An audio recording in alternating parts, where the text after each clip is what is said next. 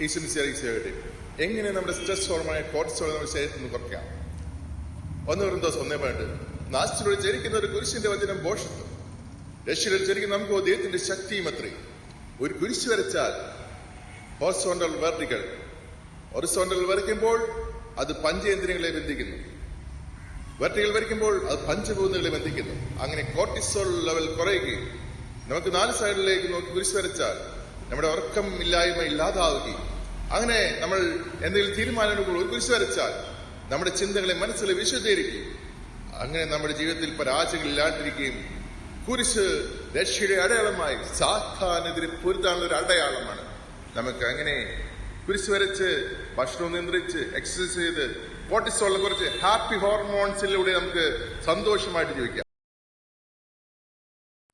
ഈശ്വരൻ എങ്ങനെ നമ്മുടെ സ്ട്രെസ് ഹോർമോണായ കോർട്ടിസോൾ നമ്മുടെ ശരീരത്തിൽ നിന്ന് കുറയ്ക്കാം?